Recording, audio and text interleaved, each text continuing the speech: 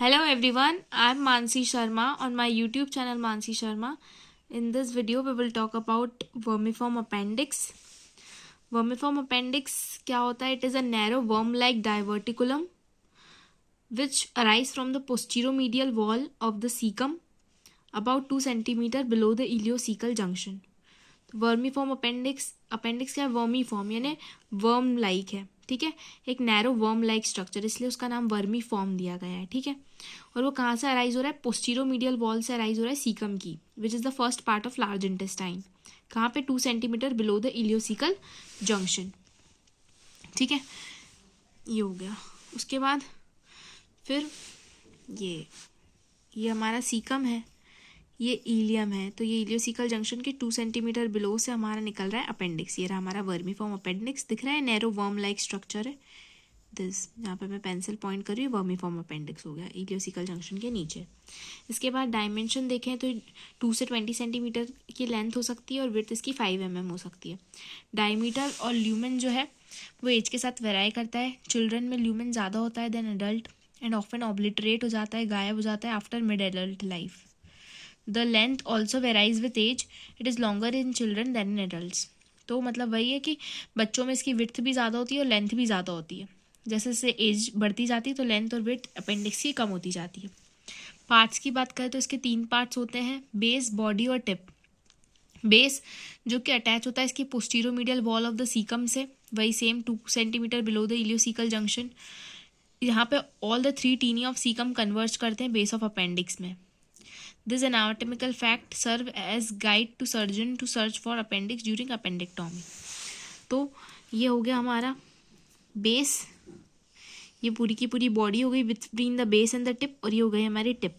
तो बेस पे क्या हो रही है? तीनों की तीनों जो टीनिया कोलाई है, ये टीनिया कोलाई 1 2 3 ये सब कॉन्वर्ज कर रही है टुवर्ड्स द बेस, ठीक है।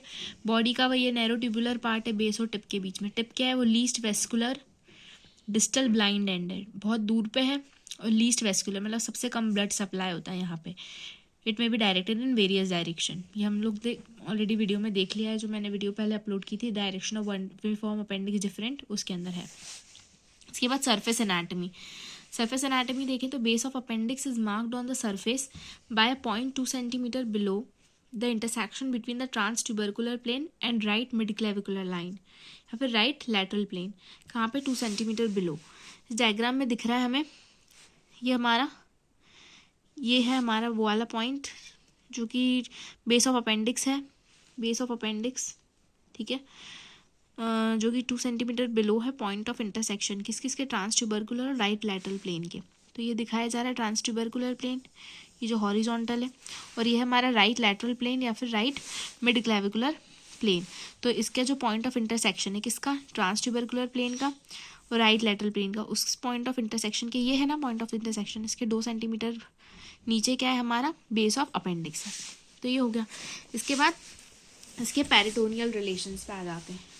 पेरिटोनियल रिलेशन जो है, वर्मीफॉर्म अपेंडिक्स मेनली एक इंट्रा पेरिटोनियल स्ट्रक्चर है, मतलब पेरिटोनियम के अंदर रहता है, ठीक है। फिर अपेंडिक्स जो है वो सस्पेंडेड रहता है by small triangular fold of peritoneum that is derived from the left layer of mesentery of ileum, ठीक है। मतलब vermiform appendix intraperitoneal structure है, वो small triangular fold of peritoneum से सस्पेंडेड रहता है, जिसको हम लोग मेसेंट्री ऑफ अपेंडिक्स या फिर मीजो अपेंडिक्स बोलते हैं, ठीक है। तो अपेंडिक्स किससे सस्पेंडेड रहता है? एक पेरिटोनियम के फोल्ड से।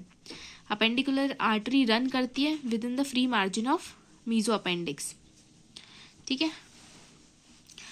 Occasionally the mesoappendix fail to reach the apex, कभी कभी एपेक्स तक नहीं पहुंच पाता। आर्टीरियल सप्लाई की बात करें तो अपेंडिक्स को एक सिंगल अपेंडिकुलर आर्टरी सप्लाई करती है, जो कि ब्रांच है inferior division of ileocolic artery की, ठीक है। इस डायग्राम में देखते हैं, ये हमारी सबसे पहले सुपीरियर मेसेंट्रिक आर्टरी रहती है, जो फिर जिसकी ब्रांच है इलियोकोलिक आर्टरी, फिर जिसमें से निकली सुपीरियर डिवीजन और inferior division of ileocolic artery. फिर इन्फीरियर डिवीजन की ब्रांच है हमारी कौन सी? ये वाली अपेंडिकुलर आर्टरी, जो कि सिंगल आर्टरी है, एंड आर्टरी, जो सप्लाई कर रही है हमारी अपेंडिक्स को, ठीक है। तो यही दे रखा है यहाँ पे भी, वो behind the terminal part of ileum जाती है, मीजो अपेंडिक्स में एंटर करती है, टिप ऑफ अपेंडिक्स तक जाती है, जो कि लीस्ट वेस्कुलर पार्ट है। अपेंडिकुलर आर्टरी एक एंड आर्टरी है, ठीक है।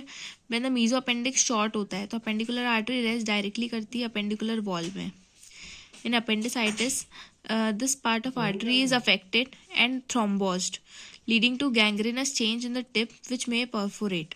ठीक है, जब अपेंडिसाइटिस होगा तो यही पार्ट होगा आर्टरी का टिप वाला जो कि अफेक्ट और थ्रोम्बोस्ड हो जाएगा. क्यों? क्योंकि इसमें ब्लड सप्लाई सबसे ज़्यादा कम है और ये सबसे लीस्ट वेस्कुलर है, जिसके कारण गैंग्रीनस चेंजेस आएंगे. किसके अंदर? टिप के अंदर. हम लोग अभी बात किसकी कर रहे हैं? TIP टिप की बात करें, क्योंकि वो लीस्ट वेस्कुलर है, इसलिए उसमें गैंग्रीनस चेंजेस आएंगे और वही सबसे पहले थ्रोम्बोस्ड होगी. वीनस ड्रेनेज की बात करें, वीनस ड्रेनेज की बात करें तो vein correspond to the artery and drain into the superior mesenteric vein which in turn drain into the portal vein. तो वीनस ड्रेनेज कहाँ पे होगा? हमारी सुपीरियर मेसेंट्रिक वेन में और फिर उसके थ्रू पोर्टल वेन में. लिम्फेटिक ड्रेनेज की बात करें तो lymph vessels of the appendix drain करते हैं इलियोकोलिक लिम्फ नोड्स में डायरेक्टली और through the appendicular nodes in the mesoappendix. तो किस में ड्रेन करते हैं? इलियोकोलिक लिम्फ नोड्स में. नर्व सप्लाई दो पढ़ते हैं हम लोग, सिंपैथेटिक और पैरासिम्पैथेटिक. तो सिंपैथेटिक नर्व सप्लाई किसके थ्रू रहती है? अपेंडिक्स की टीटन स्पाइनल सेगमेंट के through via the lesser splanchnic nerve.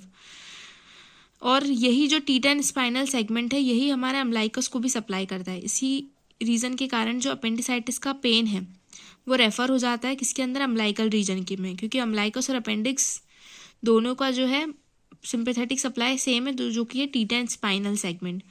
Parasympathetic nerve supply is derive from both the vagus nerves. तो सिंपैथेटिक हो गया हमारा किससे? टीटन स्पाइनल सेगमेंट से, जो कि अम्लाइकस की तरह सेम है, और पैरासिम्पैथेटिक हो गया हमारी दोनों की दोनों वेगस नर्व से. Done. Sympathetic through T ten, parasympathetic to vagus nerve. So this was about the vermiform appendix. इसकी क्लिनिकल एनाटॉमी का वीडियो और पोजीशंस ऑफ वर्मीफॉर्म अपेंडिक्स का वीडियो मैंने ऑलरेडी अपलोड कर दिया है. Do like, comment, share, subscribe to my YouTube channel Mansi Sharma. Thanks for watching.